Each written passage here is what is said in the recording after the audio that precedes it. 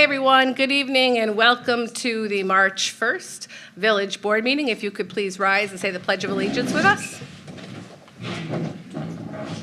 I pledge allegiance to the flag of the United States of America and to the republic for which it stands, one nation, under God, indivisible, with liberty and justice for all. Okay, let's do this. I'm going to start with staff reports tonight. I saw Paul come in. Paul, do you have anything outside of your written report that you'd like to submit to us or speak about? Okay, does anybody have any questions for the chief? No? Okay, Public Works report was submitted. Little continuation from last month. They've been working on, I think Jeff Mueller talked about this at our budget workshop, working on the main, last water main break we had on Schoharie Plank. It's kind of the third problem that we've had in that same area, but they have figured out a solution that they're working on, so that was the main part of his report. Police Department, Chief, do you have anything? Come on up. Sure. The only thing I did want to say is I just wanted to give, obviously we've had a couple of more snowstorms here in recent weeks, and we've had a problem with people continuing to park on the street overnight and in the restricted lots. So really want to hammer that home. Just you can't do it. It's interrupting the snow removal, and we've been ticketing people. And the next step, I don't want to have to do it, but the next step is going to be towing people out of the spots when they're in the way. So just want to drive that home. Thank you. Thank you. So just so people are clear at home that the two restricted lots, though I'm going to call them the businesses that they're adjacent to, the Hungerford Market lot, that's a 2-hour parking lot, and the library parking lot, both municipal lots, but those are 2 hours, no overnight parking. There is overnight parking behind the Enterprise Printing Building, and there's room back there for people who need it. Okay? Oh, and here too, I guess, our parking lot here as well, because they can, yeah, I'm sorry, wasn't even thinking about that. So this municipal lot is available if somebody needs to put their car there. Let me move on to the treasurer's abstract. We've all had a chance to review the abstract for this month. Could I get a motion to approve? So moved. John is first, and second, I'll second. Nick. And roll call, please. Trustee Ganance? In favor. Trustee Farrakhan? In favor? Trustee Scally? In favor? Mayor Denine? In favor. Before I move on to the public comment, I just want to make a quick comment I meant to say last month. You might notice if you've been here the last couple months, that Trustee Matulowicz hasn't been with us. She's on a temporary medical leave, and we wish her well and hope she gets better real soon, so we'll see her back shortly. I wanted everyone to know that, but I forgot to say it last month. Okay, I'm moving on to public comment. If you have something you'd like to share with the board, you may come up to the microphone. Just a public comment, if you have something for item 1, can you please hold that till the public hearing? Michelle, can you go lower that? Lower that.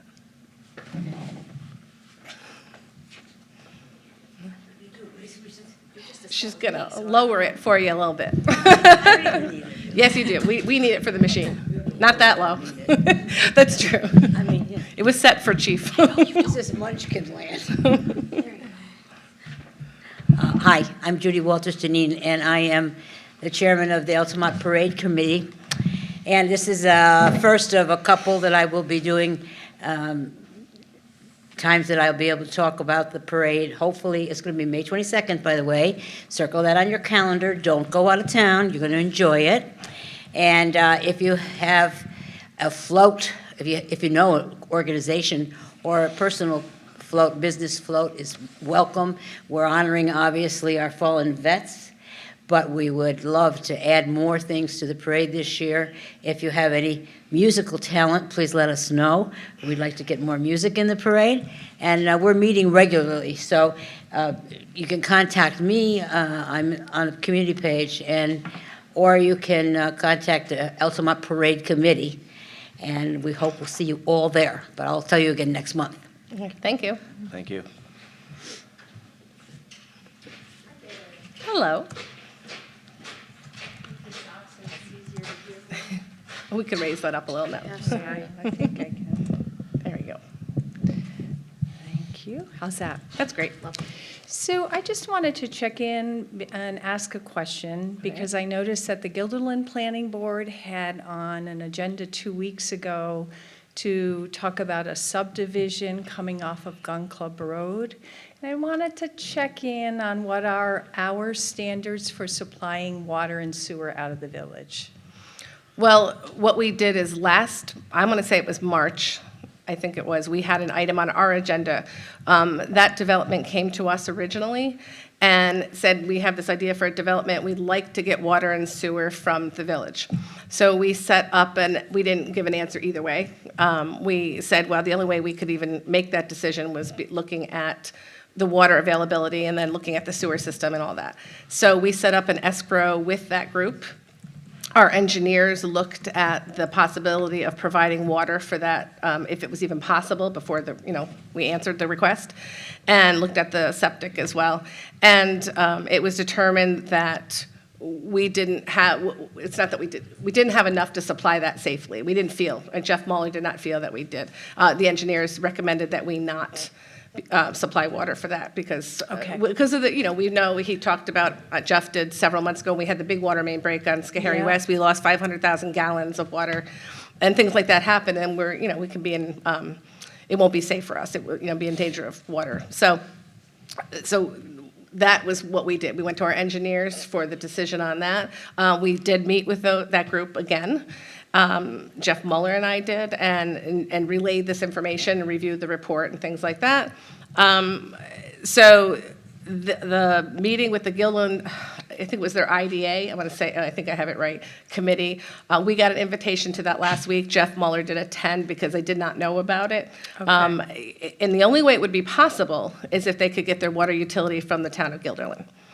And that is what they're discuing, is that ways For in the which. development, right. Sorry, for the right. development. Yeah. And that may be where, they're, if they can help put a line in, if they can afford to do that, that is something they're looking at. So I don't Okay. have any more information on it right now. That's Yeah. where it stands. Right. Yeah, and I Jeff said can- nothing else was repeated at the meeting other than what I've pretty much told you for our Okay. part. I was curious about that. So the procedure would be for them to come to the board, for the board to investigate that. I mean, Yeah. I remember that Yes. happening in previous years, to look in our, and is that actually also true for our sewer? Could they Yes, so get we their looked at the own water and hook into our sewer? Yes, they could do that. It has something, and Jeff's not with us this evening, it has something to do with, there is a way to hook that up and monitor the usage and then base the rates still on their usage, even with Guilderland. And would we consider that when we've just had to hike sewer rates because we're not being able to pay for for Well, for the processing? infrastructure. I don't know at this time. We don't have the facts yet, so I would want to, all of us would want to meet with Jeff. Yes. If it, when it comes, I'm sure it's going to come back to us at some point. But we will have to, talk with him and the engineers just to, see what's going on. And then it also goes, there's another check and balances part. There's the referral committee. So Right. that would be the second step it comes to. So if the board was considering doing that, like extending sewer to a development like that, would that be a public hearing? Or would that just be a village board meeting decision? I believe, I think the recommendation comes from Superintendent Mueller to us. Yes. And no, it's not usually, I don't believe it's public hearing, no, just like water connections, no. Okay, But it would also be, if it were something we could do, it would be based on our engineering recommendations as well as, Superintendent Mueller's recommendations. But I have a feeling there's some time here, like, this. Yeah, they haven't even done a real application, right? This No, is it like a wasn't an pre-application. application. I think it was just a discussion with them, Yeah. yeah. So- There's no application that I know of on file yet, so. But we did the preliminaries, which was good. We did that way Yeah. back in March, so, yeah. when they first, wanted to talk to us. One of the thoughts that I have about that is not just about our capacity, but also about how through making decisions about where we extend water and sewer, we also protect the village as a village and as a community rather than as becoming part of suburban sprawl in Guilderland. And so I would hope that the board would keep that in mind also, which is why I wondered if there's a public hearing, because I think that there would be a lot of thinking about that too? Well, we do have standards for water that were established around, don't get me exactly, but I think it was around 2008, because Yep. I sat with Tim McIntyre. We made like a water plan, and there was so much capacity allotted for inside the village and so Yep. much allotted for outside. And I know that Jeff Mueller has kept track that every time we've had a single usage, maybe outside, he deducts that every time. When we had the annexation happen, then we transferred that percentage that was outside to inside, because they are now inside. So we subtracted that from the outside as well. So he is keeping track, and then, of course, we knew we were close, so that is why we also went right to the engineers, like our Okay. calculations had us almost to the cap, I want to say. I can't Yeah. say exactly without him here, but, so there is a standard and a process, we look at that. Yeah, thank you. I mean, what I'm saying is, I think not beyond the question of capacity Okay. is also the question about how we maintain Altamont as a village and has a village feel. Yeah. I think that we have some control over that. Sure. With how we extend water and sewer. Sure, yeah, Thanks. absolutely. Yep, thank you.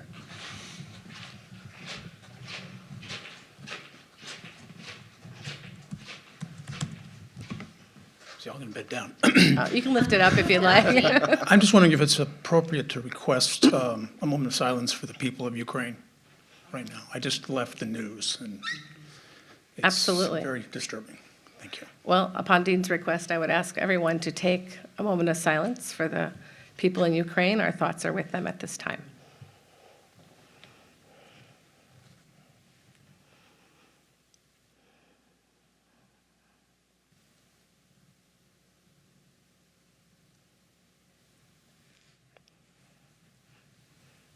And I think we can send them continued good thoughts and wishes and hope for a better outcome than it looks right at the moment.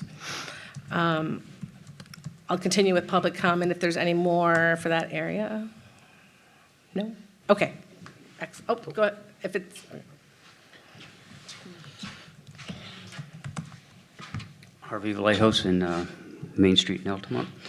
This kind of piggybacks on what Kate was saying there about the water and the sewer, and it kind of ties into the public hearing as well too, because you have the issue of whether we combine the ZBA and the planning board together, and it seems to me that there are enough issues coming up, and we're about 150% overdue to revisit, if you will, the comp plan, and what she was saying about how we're going to allocate water and sewer kind of all ties into how we're going to preserve the character of the village.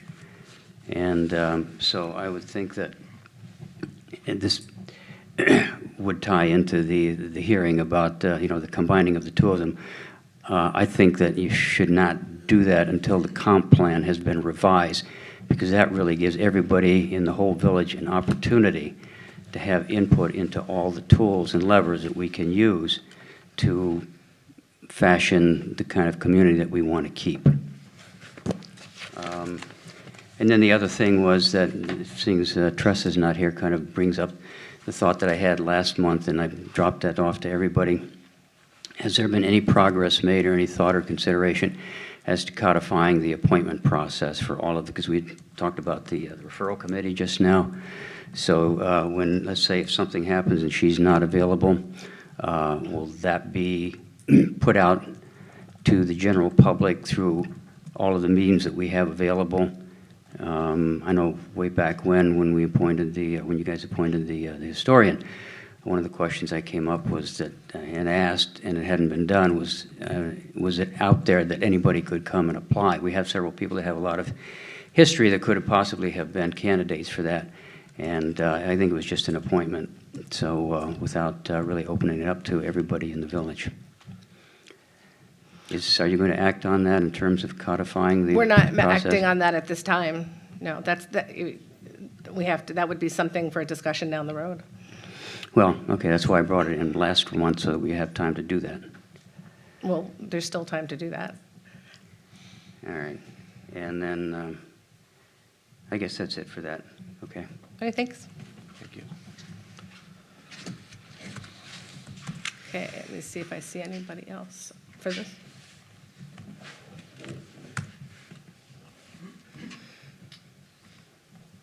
Maurice McCormick.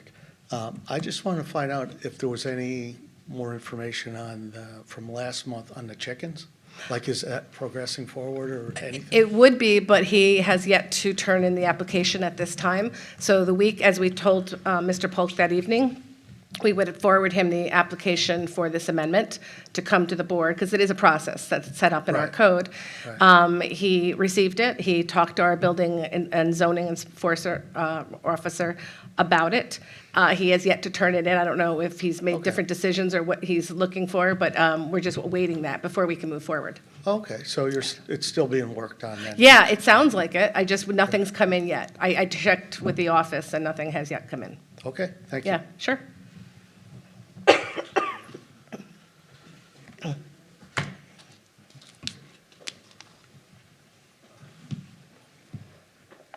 Ted Newman on Lark Street. I just had a curious question about what the snow removal from the sidewalks is on weekends, because it seems the last two snowstorms on a Friday the sidewalks have not been cleared, but the streets have. And I was just wondering, is there a policy that we have to wait until the workday to have them cleaned off? Or, because on, like last Saturday, you couldn't walk anywhere, and this is one of the main attributes of the village, I think, that you can, it's a walking village, and there are Yep. always people walking around, but on a Saturday and Sunday after a snowstorm on Friday, you can't walk, because the I guess I'll direct you to call and contact Jeff Mueller about the policy. I can't speak to something that's his department off the top of my head. I do know that, the responsibility for clearing sidewalks, although the village does it gratis and tries to get to it as much as they can, and they try to do a once through, it is supposed to be maintained by the property owner that they go along. When a storm happens on a weekend, I think, they come right in on Monday and do it, from what I've seen. I saw several residents take it upon themselves to clear their sidewalks and salt their sidewalks. So I think a lot of people who have been here quite some time know the process. And the village does their best to take care of it when they are here. I don't know, you have to talk to him about what the policy is, or how he makes that decision about what they do. And, sometimes we don't have the people here to work on weekends. We have, some 4 guys and 5 at best. So sometimes their availability is not there. We do have one on the weekends that has to do testing all weekend, and they can't be taken from that to do the sidewalks, because, there are some things we have to get done. So there's probably a lot that goes into it, but I hope people will try to, especially when the snow is soft like that, try to remove it the best they can for everybody else that's walking or running or et cetera. It's generally the property owner's responsibility to put the sidewalks, and Yeah. it's a nice thing that the village goes through and uses their machines to clear it out evenly through the sidewalks. Yeah. So anybody else that has regular public comment? Okay. If not, I'm going to move on to number 1 on our agenda, and I will ask Ms. Pratt if you don't mind reading the legal notice for us. Sure. Thanks. Please take notice that the Village Board of the Village of Altamont will hold a public hearing on March 1st, 2022 at 7 p.m. at the Altamont Village Community Room, 115 Main Street, Altamont, New York, to hear all interested persons on proposed local law number 1 of 2022, introductory version number 2, entitled A Local Law to Abolish the Existing Planning Board and Zoning Board of Appeals, and to create a new Zoning Board of Appeals for the Village of Altamont. The proposed local law would abolish the existing Village of Altamont Planning Board and Village of Altamont Zoning Board of Appeals and create a new Zoning Board of Appeals, ZBA. The proposed local law has been revised since its introduction to make clear that the new ZBA will have 5 members with 2 alternates. The purpose in enacting this local law is to provide for a more streamlined and efficient procedure for reviewing land use applications in the village while maintaining the same substantive requirements for subdivision and the use and development of land as set forth in the Village of Altamont Code, Chapter 315 subdivision, and Chapter 355 zoning. The new ZBA would exercise the same powers and duties as the current Zoning Board of Appeals and Planning Board. There would be no planning board after the current board is abolished. The local law would take effect on the date of the village board's April 2022 organizational meeting. Members of the new ZBA will be appointed at that time, subject to approval by the village board. The appointment of members will be for a term so fixed that one member's term will expire at the end of the year in which such member was appointed, and the remaining members' terms will be fixed so that one member's term expires at the end of each official year thereafter. A copy of the proposed local law, introductory version number 1 and introductory version number 2, is available for review at the offices of the village clerk located at 115 Main Street, Altamont, New York, 12009, and on the village's website at altamontvillage.org. All persons desiring to speak either on behalf of or in opposition to said proposed law shall be heard by either attending the public hearing or by submitting written comments in advance of the public hearing to the village clerk at 115 Main Street, Altamont, New York, 12009, or villageclerk@altamontvillage.org. Aren't you glad you came tonight? That was a long, Allison probably took off on purpose. She's probably not here tonight. It was a long one. I know. I should introduce that Ms. Pratt is here covering for Allison Phillips this evening, but from the same law firm, and I heard just there as much as she's been there, right? As long Yes, as- yeah. So yes. welcome. I should have said Thank that you. earlier. Thank you for having me. And she's a Guilderland resident? Yes. So this was great. Nice to have you. So this is a continuation from last month where we heard comments on this proposal. If you have something you'd like to share with the board at this time, you may come up to the microphone and share your thoughts with the board. I think there's a few people that it looks like that want to speak, so I just ask you to kind of keep your comments to 3 or 4 minutes, just so we have time to hear everybody. Okay, so feel free to come up and tell us who you are.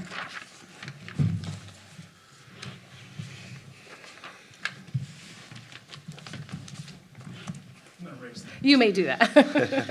Sorry about that. Dean Whalen, 125 Lincoln.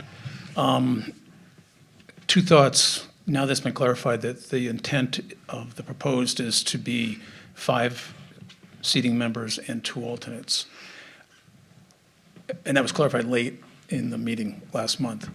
I really do ask the board to consider, and this sounds a little counterintuitive, to consider actually having that board be 7 members with either 1 or 2 alternates. I know that part of the reason for doing this is just trying to streamline even asking people to join the board, but I propose that you think about 7, because what it does, if you do decide to go forward with 1 board, it gives a greater level of input and potential different viewpoints, having 7 people responding to an issue as opposed to 5, particularly since there's the caution that was mentioned last month about potential conflict of interest or, a quorum having a certain tone that may not be reflective of the village as a whole. The second thing I want to ask is something that wasn't really addressed at all, because I threw it out there and I didn't expect it to be addressed directly, but this currently is proposed per the posting that the boards will, if this proceeds, be changed out in April. I haven't really heard anybody respond on how you possibly do that, because 355 does not, how best do I want to say this? 355 does not allow you to do that. It talks very specifically about the function of a planning board and a zoning board, which to my mind means that the code itself has to be modified, which is a public hearing process as well. So I still question, and I haven't heard a response to how that's going to be handled, because I don't see it possible in a month. Thank you. Thanks.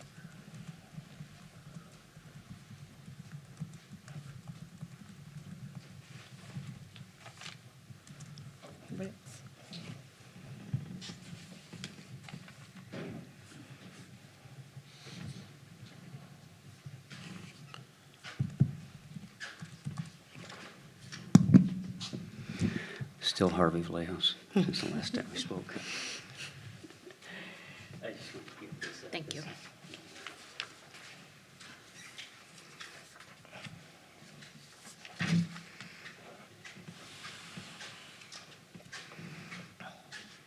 This kind of talks a little bit about the what they're doing over in Voorheesville and how you can, one of the reasons I think that you should continue to have a planning board and a zoning board, because it gives you that difference of opinion.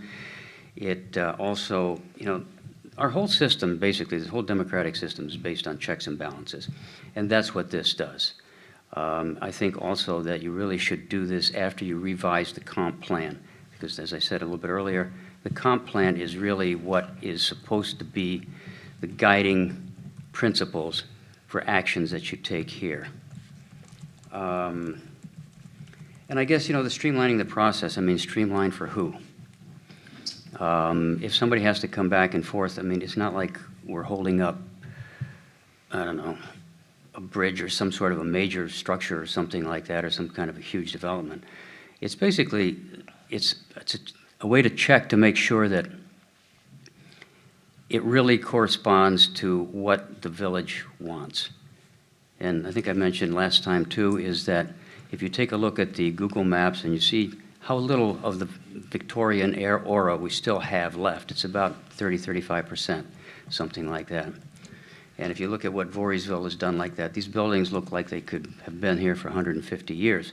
And that's something that the planning board ought to be able to take a look at and say, because it's a little different function, is to say, yeah, you can do this, but it really needs to look like it fits in, which is kind of what we didn't have with the Stewarts. So I would really suggest, and again, I don't know, it's not a rhetorical question. What is the harm if somebody has to go back and forth? Are we streamlining it for development, or should we keep it so that there's a checks and balances for the village and the character of the village? Why do we need to streamline it? Okay. I'd like to get an answer. We're here, this is a public hearing, we're listening, and we're going to talk about and answer concerns that we can when we hear everybody's concerns or any All right. points that they make. Okay.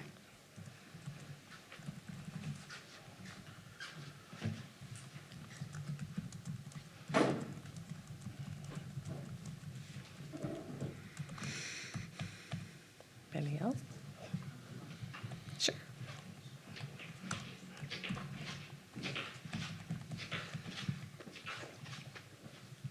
Hello, Kate Preventer. I think I forgot to introduce myself That's okay. last time.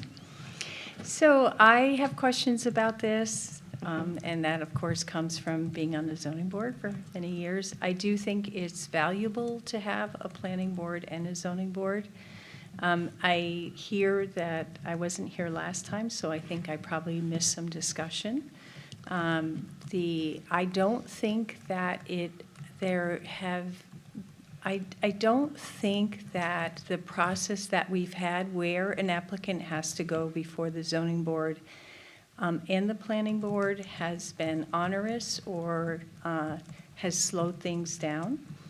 There's, one project that people point to, but there were a number of factors that were going on with that, including the village board doing a second hearing on that. In terms of if part of the question is about training costs, there are options for training that are free or nearly free, and that some of them cover the information that we've gotten by having a presentation to the zoning board and planning board each year. Those are available through the Department of State as webinars, so they're really easily accessible. There's also training available through the Capital District Regional Planning Committee. That's really affordable also and accessible through webinars. I also think that having two boards allows for diversity, as other folks have said. That's really important in a process where you're talking about planning or variances. I don't know that board members know that when I started on the zoning board, I actually was a renter, and that's a possibility too, that people who rent apartments or half houses or whatever can be on the board. And so if part of the issue is that we're not finding folks to serve, I think that speaks to looking at the process for how we engage people in the community. If the board feels that and I actually haven't heard about, I'd love to know an example of a community in New York State that has one planning zoning board. So that's another question that I would ask. And if the board was going to go to one board, then, if the village board was going to go to one board, then I would second the recommendation that there be 7 members with an alternate in order to preserve that diversity. Thanks. Thanks. Thank you.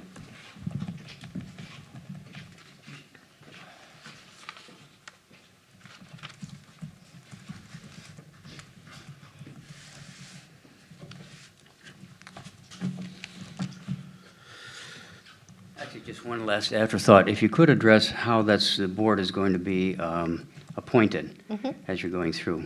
Is it still going to be open to other people other than ones that are already on the board? Things like that. Because I do know people that actually, one guy who's got a master's in planning should be a splendid candidate.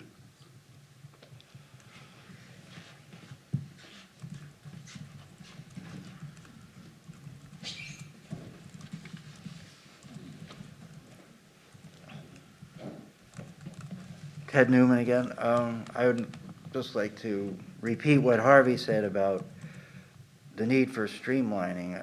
I don't really see that it's necessary to streamline it, especially given the development that's going around in the capital region. I think at this point, it would be almost more important to increase the amount of members of the boards rather than merging them into only one. Seems like we ought to be going in the opposite direction rather than shutting down the checks and balances that are in place right now. Thank you. Thank you.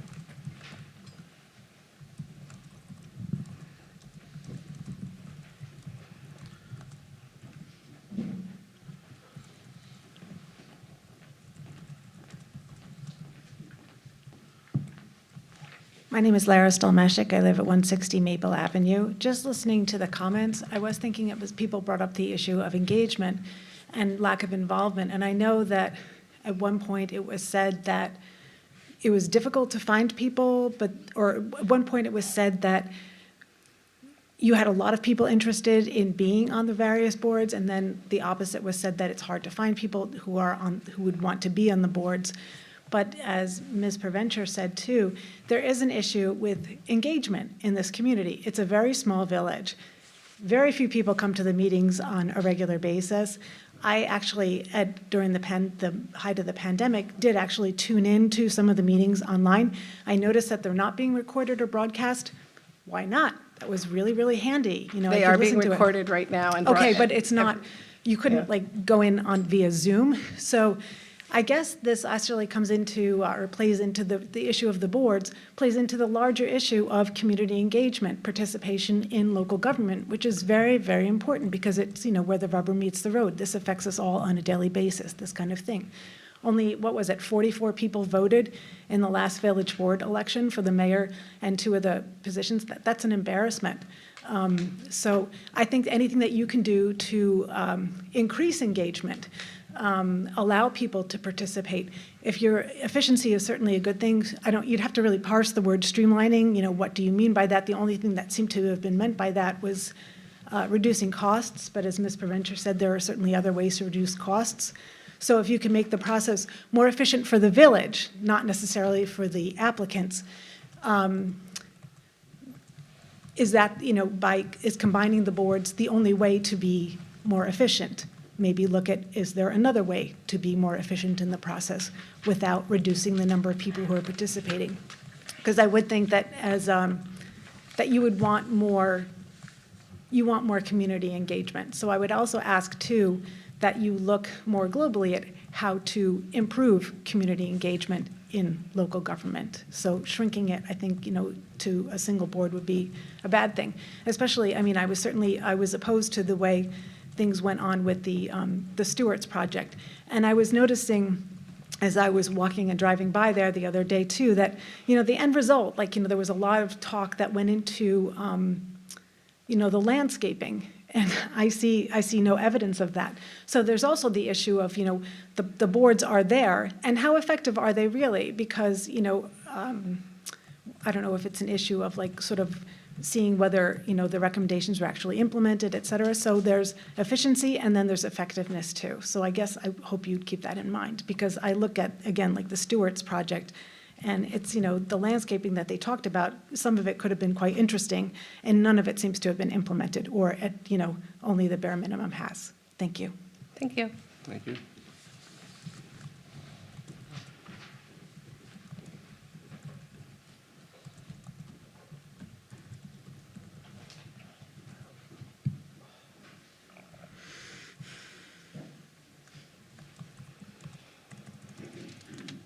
Believe it or not, I really don't know where to start, I'm certainly against this. I was on the zoning board for over 20 years. You have, I don't know how many years of experience sitting in this audience right now that are against this. And it's for good cause. I mean, you're taking away a filter. There's two filters right now that look at what goes on and what doesn't go on. And you're trying to streamline that to, I'll try not to be too offensive tonight. You have a SpongeBob Band-Aid on. I do. So you can't- I do have a SpongeBob Band-Aid on. That's 3 granddaughters. And now I lost my train of thought. No. But it almost appears, and it almost appears like you're trying to trim this down to 5 like-minded individuals that may be as like-minded, and I'm not trying to offend anybody here, like the board. And then we end up with 10 people that make all the decisions on what happens and what doesn't happen, as far as projects or different things, zoning. And I thought this would be a question and answer for you guys, like I would ask you a question. But your support for this is based on 2 things, financial and convenience. And I would like to know, give me the inconvenience. Show me where that is. I don't see it, and I don't think it's there. If people had to come back before the zoning board, most of the time, it was because the building inspectors at the time were not very good, to be honest with you. When we lost Don Cropsey, I mean, when people came in, it was, it was good. Everything was done the way it should be done. And then we ended up with a couple other building inspectors, and people would come in and we would say to them, this is an incomplete application. We can't act on this if we just can't do it. It's not legal. Which brings up another point, is a lot of times, if you want to save money, we didn't have attorneys there. We did the zoning board because we had such a great building inspector. And our meetings were on the night the building inspector was working. And we used to bounce stuff off him all the time, and it worked out well. And then if we got something we thought might be a little more difficult, we would have the attorney come in because, we were trying to save money. And then the second part of this, your other support for this is financial. And I want to kind of recap last month that from my understanding, I could be wrong on this, we came in here and you were going to have a 7-member panel, and you had the same pillars of support for your project here, which is it's a pain in the neck for people and financial. But nobody had an answer.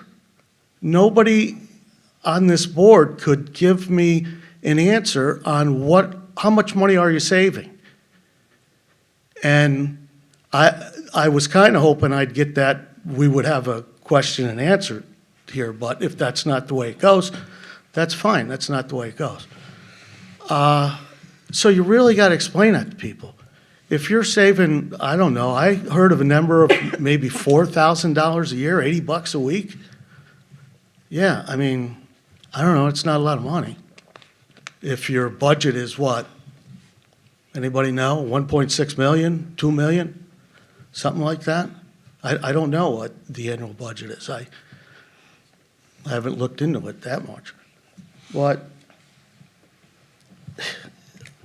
it's kind of like going from, you're kind of like proposing during the pandemic to go from an N95 mask to why don't you just use a gaiter right now? We think it's going to work, in my opinion, okay? If I can put that out there like that. But, yeah. Now is not the time. You have a Key Bank proposal probably coming in, you know, the old Key Bank up there. You have Eve Kiltz's property on Schoharie Plank, 12, 13 acres that Troy Miller bought, and good for him. Let these people do whatever they want with their property. But it has to go through a filter. It has to go back and forth. And you know what happens when people have to go back and forth? If they really want to be here, they keep going. That's what Stewart's did. They stayed for 5 years. This little village is like a gold mine for people. I mean, I don't know if they spend a lot of money, but they really want to, people really want to be here. And are you going to serve the people that vote for you, or are you going to serve businesses? Are you going to protect the village residents, which I think you're elected to do? I know there's a fine balance there, but, you know, Stewart's isn't voting for anybody on this board, and you need to, who do you answer to? And like Harvey brought up, the comprehensive plan. You know, before you start changing all this to, you know, to 5 members, maybe you should do a comprehensive plan so you can get an idea on where the village residents want Altamont to be. It's not up to 5 people here. It's not up to 5 people on another board. It's not up to you folks. We need a comprehensive plan, a renewed one, to protect the village of Altamont. And I've always said that. This is a great little area, and I think sometimes people don't understand the value of being able to live out here. And if you want to make it a little Saratoga up there with some more bars and restaurants, well, go down on Pearl Street and see how that worked out for Jerry Jennings. You need housing. You need people to live here. That's what makes it. And then maybe some little mom and pop shops. That works, in my opinion, anyway. What else do I got here? 1AA. Okay, yeah, we did. When we had people coming back and forth to the zoning board, we drew up a checklist because we got so tired of it. We're like, look at, to our building inspector, these people come before us, that this is what has to be done. Until you can put a check mark next to every box there, don't have them come before us because we're all wasting our time. And you were paying board members at the time. Okay, not the time, all right. You know what else I would like to find out? And I'll bring up Stewart's, and I don't. You folks made some decisions on that. And there was decisions made, of course, which I disagreed with 100%. And has anybody on this board gone up there to Severson Ave or talked to Carol Rothenberg to see what effect did your decision have? It's kind of like, take a little peek into that decision and the ramifications of that, and before you make a decision on what you want to do here, we're combining the boards. Because you need to understand, do you really understand? I've gone up there. I've talked to Carol, and I've talked to the residents on that street, and, you know, the resounding comment I get is, I guess we're going to have to live with it. I mean, you seen the stockade fence that's going up for Carol there, that Stewart's put up? And there's supposed to be a blanket coming from Canada to deaden the sound that goes into her living area, I guess, and then there's the people, you go down Severson, there's people on the right that get headlights from Main Street now.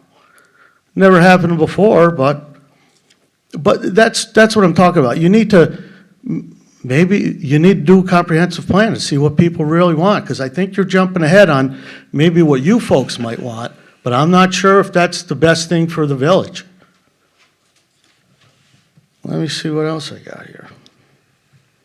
Oh, yeah. I'm going to ask you, Maurice, with all due respect, just to start to wrap it up, because it's been way over 3 to 4 minutes. Yeah. We have some other people that may want to speak tonight. I'm sure there's going to be one or two. I think that's about it. It's just, this is a big decision. And, you know, Harvey, you got, you know, you probably got 80 years worth of experience out here. And nobody's on board with this, as far as I know. Well, they all came up. I'll wrap it up, go over my notes, and I may come back. Thank you.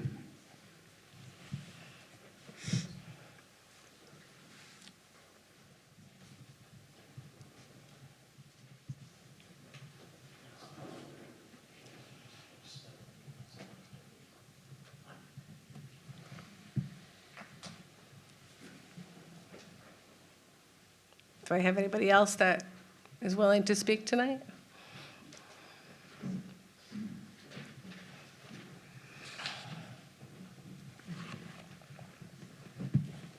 Good evening.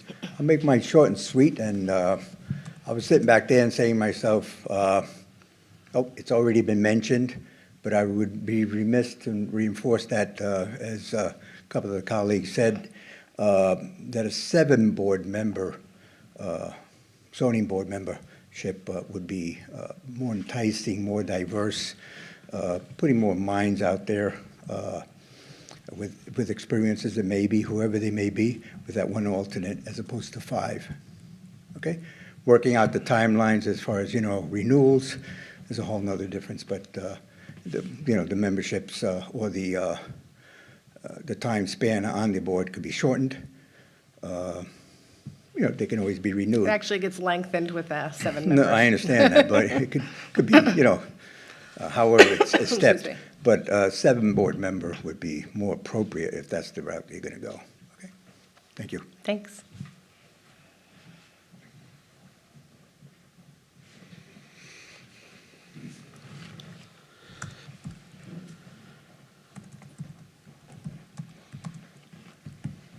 I'm Barb Hayes Mulfelder on Maple Avenue, and I'm also on the planning board, and I am in favor of merging the 2 boards. As those that have been involved in the zoning board, the training that you get, I'm questioning how often you really use it, and I think combining the 2 boards would be much more beneficial. And listening tonight, I think Wait, please respect what's being said at the microphone. We have people who had a chance. It's not right to yell out from the audience and people at home can't hear you. I'm sorry. After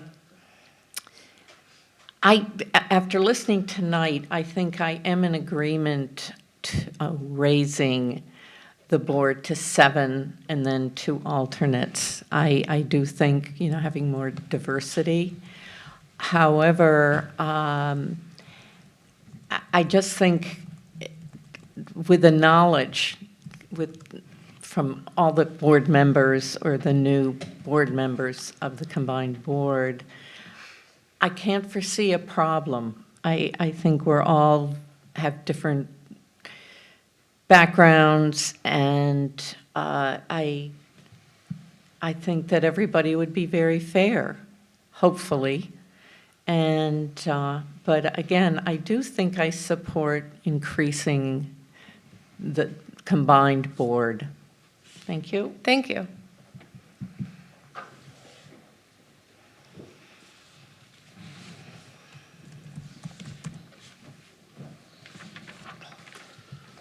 Good evening, everyone. My name's Deborah Hext. I'm the chair of the planning board. And I had some notes written down here, but actually, Harvey, Dean, you all covered it for me. Bringing more people together in one setting, who's it beneficial to? It would be beneficial to me. It would be beneficial to the rest of the planning board. It would be beneficial to the zoning board. They get to use their training. Danny Ramirez, who's the chair of the zoning board, him and I throw things back at each other all the time. I've learned so much from him. And if we were all on the same board, I can't think of any reason why anyone would be opposed to that, especially if we moved it to 7 people. I really am at a loss as to why everyone is against it. So thank you. Thank you. Thank you.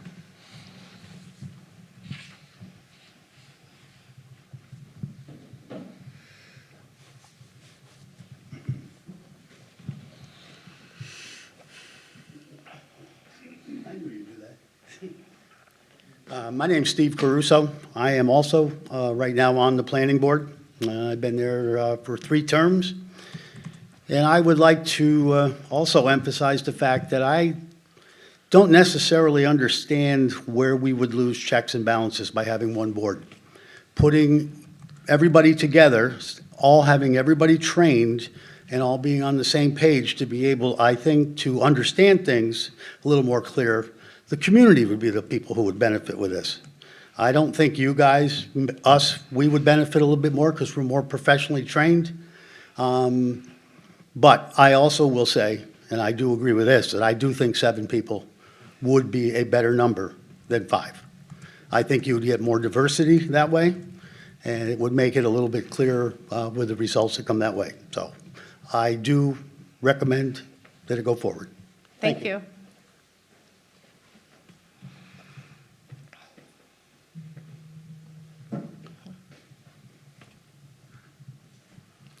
See if there's any more.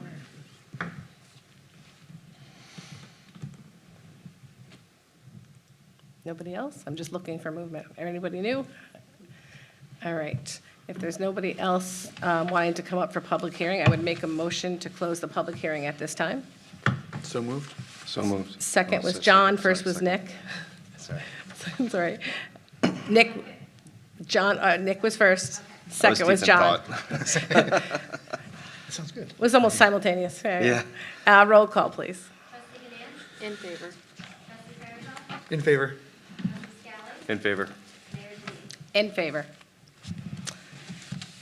So I think everyone was doing the same thing. We're taking a lot of notes. There's a lot to unpack here, especially for people that may not have been here when we discussed this different, size boards last week or last month, and, reasons for doing this. And it's not, from what I'm hearing tonight, it's, I guess, the perception is different than our intent, is what I'm trying to say.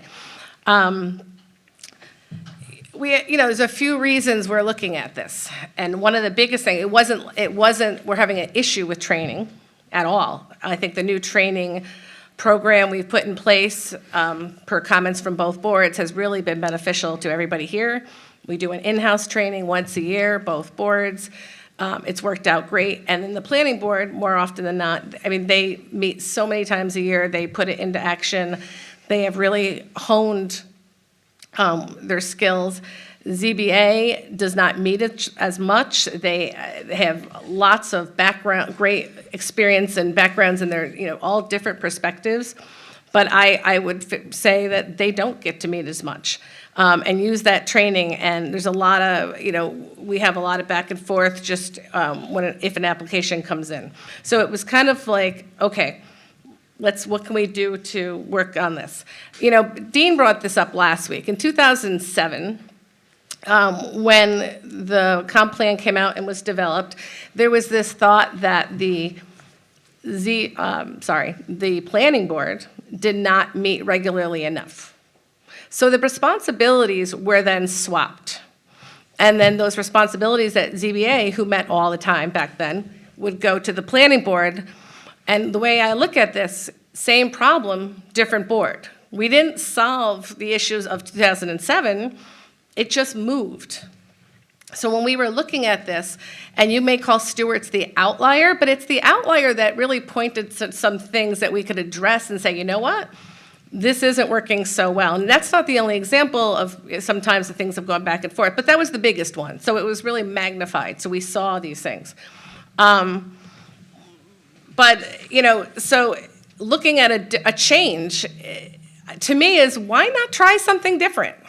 Why not try something that we believe will make it better? Not excluding people. We're not getting rid of anybody on those two boards. People whose terms are up may be different, but they may not all want to be part of it anymore. I don't know. We haven't gotten that far yet. But, using the expertise of the people on the ZBA, we want them involved. They don't get the opportunity to be involved. We want their opinions. They don't get to offer them too often. And, analyzing the ZBA meetings versus planning board meetings since like 2009. Wait, let me go back. Zoning board, we have a lot of 5, 3s, 2s. This is 2 a year. 2, 3, compared to planning board, 7, 5, 10, 10. You can see how it just kind of jumped over. The ZBA recently adopted minutes from 2020. That may give you an idea of how often they don't meet, how often we're not getting their opinions, how often we're not utilizing the people who signed up to serve the village of Altamont.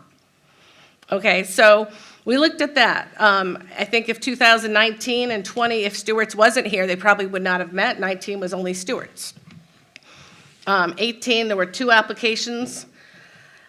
One of them was a variance application that actually turned out that a planning board member pointed out that it was actually a not allowed use at that time. So it was funny, it was, not knowing what's actually going on sometimes. I think that was what, Dean, you told us about the planning board back then.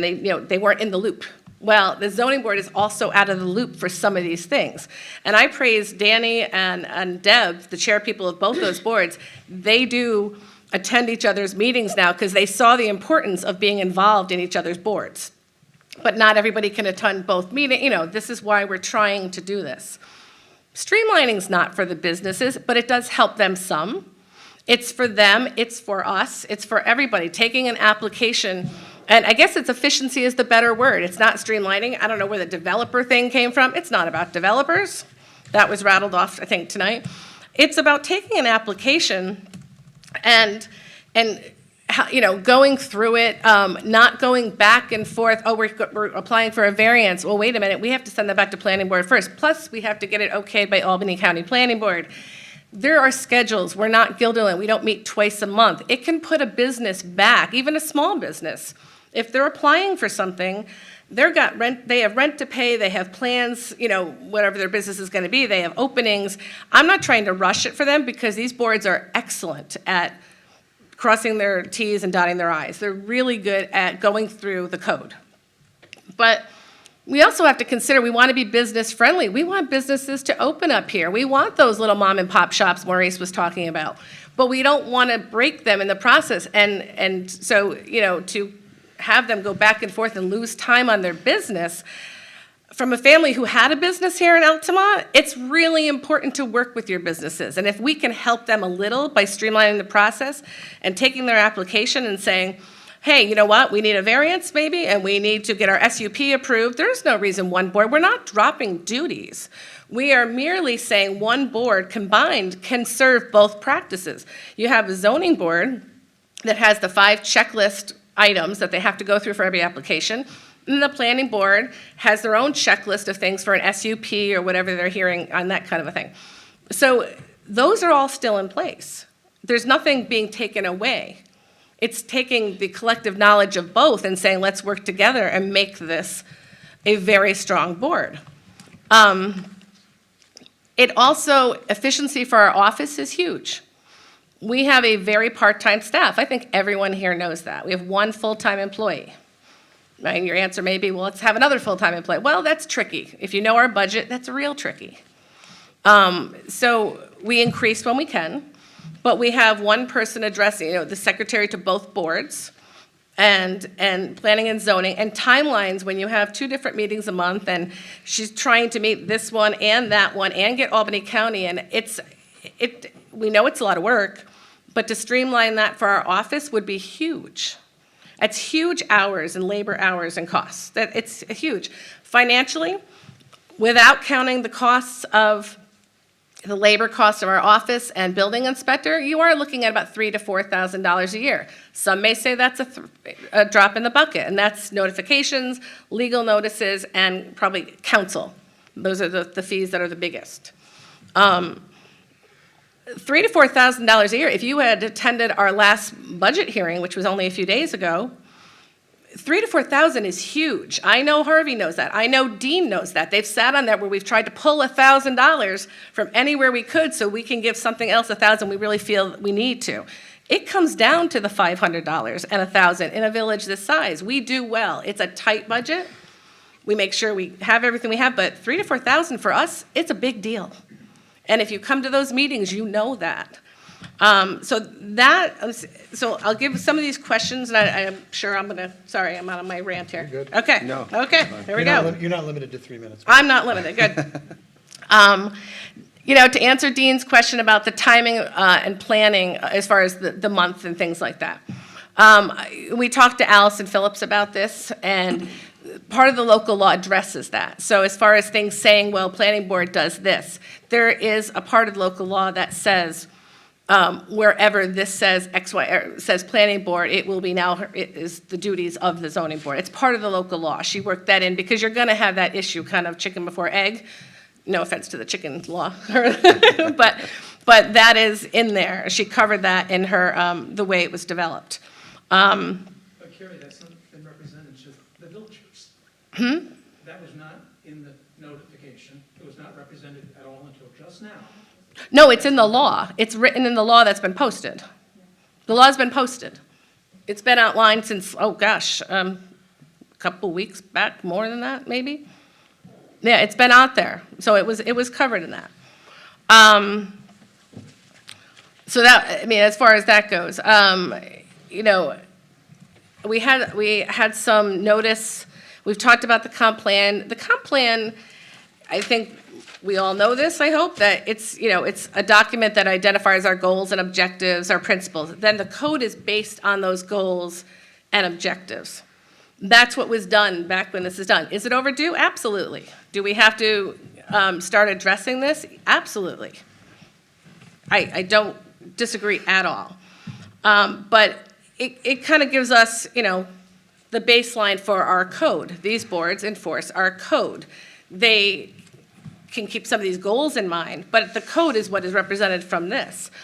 Somebody mentioned, not tonight, I think it was maybe last time, that we are taking away from, there's so many integral parts where it identifies planning and zoning in this document, which is untrue. There are 4 mentions of planning and zoning in this document. And on those pages, the first one, it just says they had a role in creating this document. The second one talks about a goal of establishing escrows for both boards to take care of for the applicant to pay for attorney fees and things like that. And then it talks about having some joint training. And it talks about training for seeker. Those are the only 4 mentions in there. So, which has nothing to do with what we're talking about. That stuff obviously will still take place. So I'm going down the list of questions here. The fear about Victorian era, we're losing that. I don't know how that has anything to do with this. Like I said, the duties of the boards are not changing.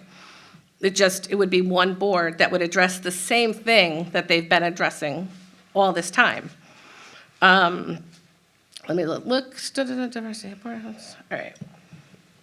For streamline, I think, let me just make sure I'm answering questions that came out here. Let's see what's there. I think it was Steve Caruso, and correct me if I'm wrong, he talked about checks and balances and how he didn't see it as that. And I'd have to agree with that as well, because they are serving 2 different purposes when they're together. One is not in charge of the other, and one is not correcting the other. It's not the way it works. We're not even losing There's no appeals process that came in. We had some comments come in from a planning board.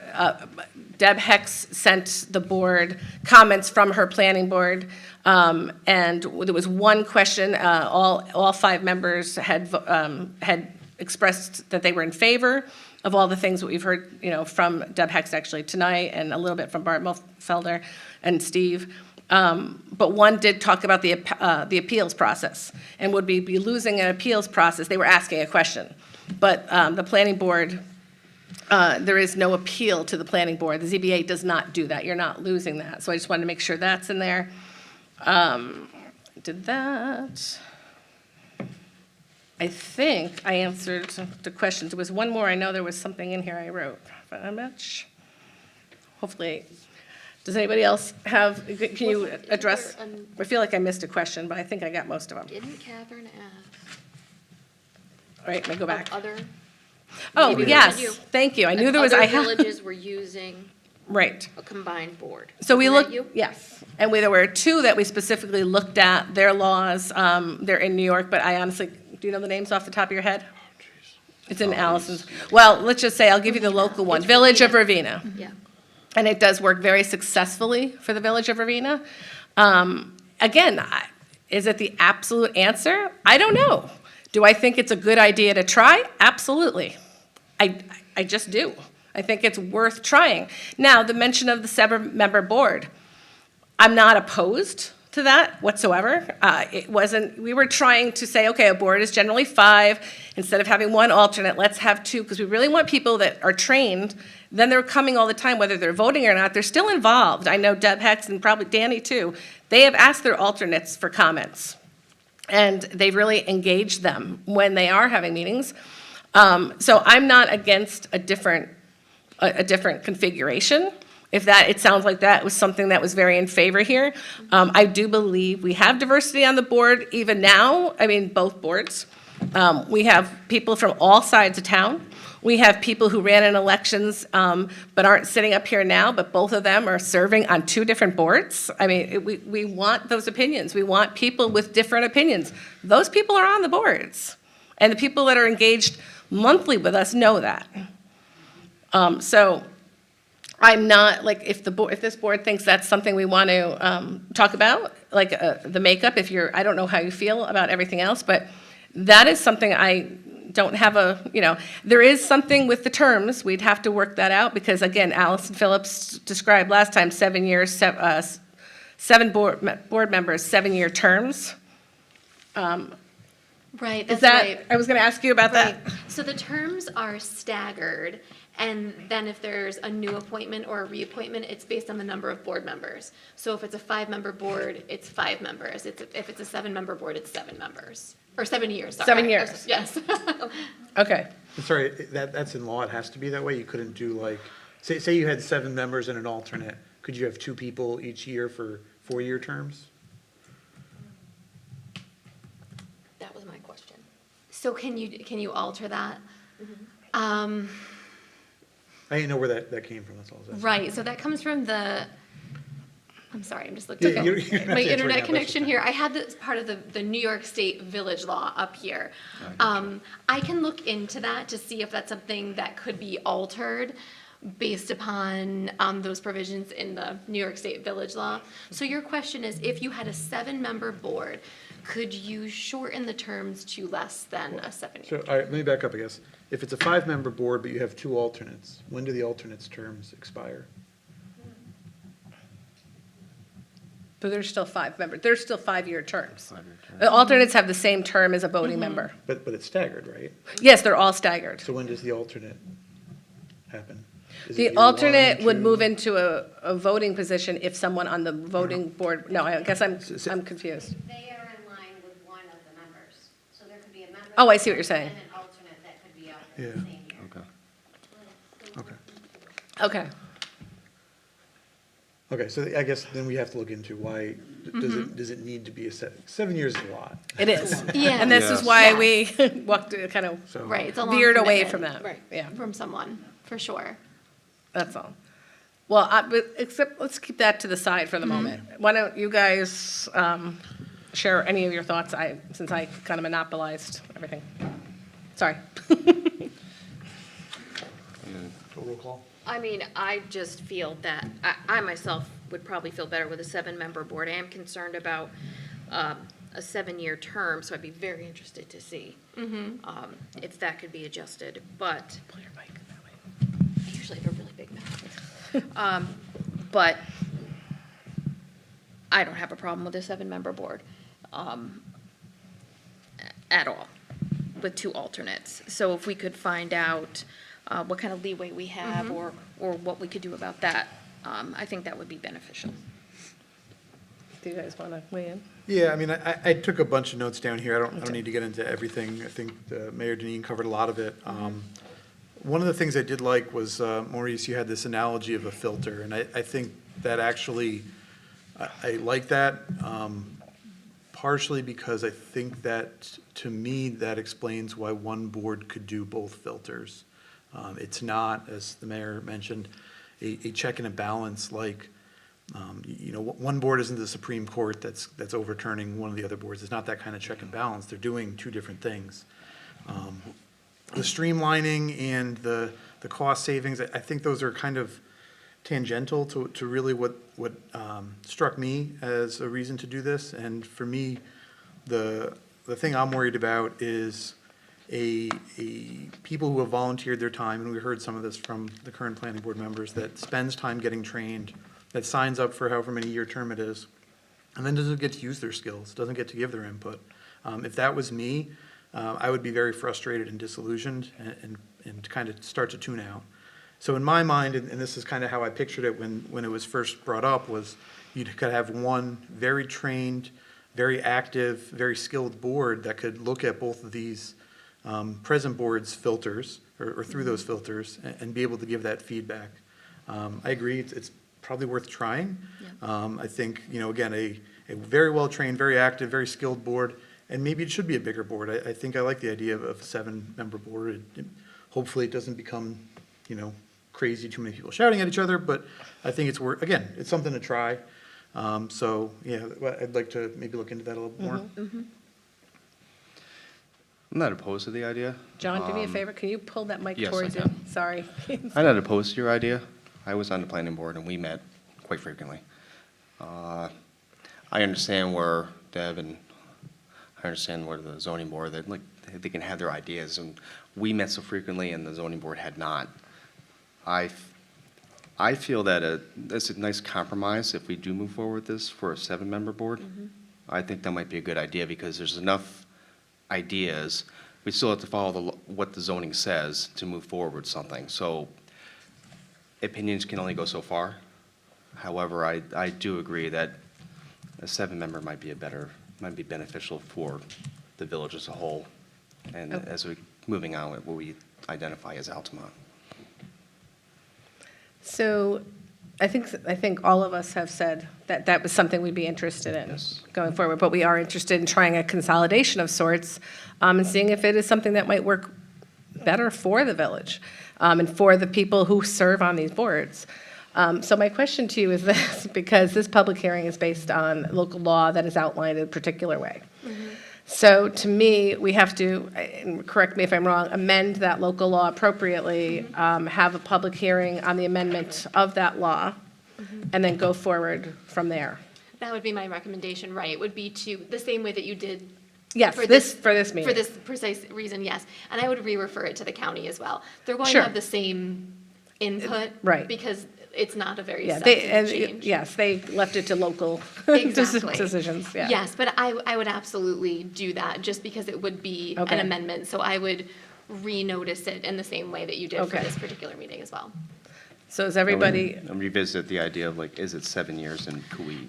Yes, and Yeah. I'll just take a look to see. Right. Right. that's something we can talk about this week, probably. If that can be amended, yeah, or if that can be amended via local law. And if not, we can go forward, if it can't be amended as far as the terms go, as far as you can't break it up or find something a little Less than 7. less than 7, yes, thank you, I'm looking for words. It's one of those things that we've had people, if they have to leave a board, Then they resign and we replace them with another person. It has happened before. We've had people move. So to me, it's a 7-year term, perhaps, but if they end up having to go or they have another commitment sometime in, it doesn't usually, whoever we appoint finishes that term. It's not like we have to change up the numbers. So I don't think it would be that detrimental to Yeah, them. that's what I was kind of thinking too. Like, ideally, if it was less than 7 years, maybe it wouldn't seem so ominous as you're Sure. approaching people. But, worst case, it's 7 years, and if people have to leave, if we have the 2 alternates, at least you have 2 people ready that are trained and willing to Sure. step in, so. Okay, so let's, I gotta see where I'm at. I lost my agenda. It's someplace up here. Thanks. So Patty, we don't need to, should I amend this to setting a public hearing for the following date? Okay. So, and does that sound okay with you, that I just amend, we'll set a public hearing for the, I have to get the date in a second? Right, April. April something, okay. Oh, thank you. See, I should look down. I'm using Michelle's agenda. Did you say it was April? April 5th. April 5th. So let's do this. How about we consider a motion or to, let me try it this way. I'm going to ask either, Nick, did you write it? Just change the date. Oh, thank you, that's great. So consider holding a public hearing on April 5th, 2022 at 7 PM on proposed law, local law number 1 of 2022 to abolish the existing Planning Board and Zoning Board of Appeals and create a new Zoning Board of Appeals for the Village of Altamont. Pretend I made that motion. Thanks. Nick made that motion. I'll second it. Michelle seconded it. And roll call, please. Trustee Ganance? In favor? Trustee Farrakhan? In favor? Trustee Scally? In favor. Mayor Denine? In favor. So thank you all for your comments. I think that's, we'll start there, and we'll see people next month as well. Let me move on to the agenda item number, not 2, we're going to table that. Number 4, consider approval of application from Samuel Novak, Guilderland, for firefighter membership in the Altamont Fire Department per request of Paul Miller, Chief. Can I have a motion? So moved. I'll second it. Thanks. And Nick is first and Michelle is second. Roll call, please. Trustee Ganance? In favor? Trustee Farrakhan? In favor? Trustee Scally? In favor. Mayor Denine? In favor. Item 5 is consider appointment of Jamie Moshman to Deputy Register of Vital Statistics per recommendation of Patty Blackwood, Village Clerk. Can I have a motion, please? So moved. John is first and second. I'll second. Nick. And roll call, please. Trustee Ganance? In favor? Trustee Farrakhan? In favor? Trustee Scally? In favor. Mayor Denine? In favor. Item 6, consider holding, holding annual organizational meeting on Tuesday, April 5th, 2022 at 7 PM. So moved. I'll second. Nick is first, Michelle is second. And roll call, please. Trustee Ganance? In favor? Trustee Farrakhan? In favor? Trustee Scally? In favor. Mayor Denine? In favor. Consider holding a budget public hearing prior to adoption on Tuesday, April 5th, 2022 at 7 PM. So moved. I'll second. Roll call, please. Trustee Ganance? In favor? Trustee Farrakhan? In favor? Trustee Scally? In favor. Mayor Denine? In favor. I'm sorry. Am I in 7? 8. 8, sorry. Consider approval of board minutes for February 1st, 2022. So moved. Second is In favor? Michelle, and John was first. And roll call. Trustee Ganance? In favor? Trustee Farrakhan? In favor? Trustee Scally? In favor. Mayor Denine? In favor. Does anyone on the board have something else that they need to share with the public at this time? I'd like to thank Deb and Danny Ramirez for taking charge of each of the boards. I appreciate all you've done for this time. You're here. Hear, hear. I agree, yep. Absolutely. I'm going to go to number 9, consider motion to adjourn. All in favor? Aye. Oh, wait, sorry, consider motion. I'm hurrying too much. Who would like to make that motion? I will. Michelle will. I'll second it. And John will. And all in favor? Aye. Aye. And Aye. opposed? Okay, thank you very much. Have a great evening, everybody. Turn off the mics. Patty has stuff for us to sign. Oh, okay.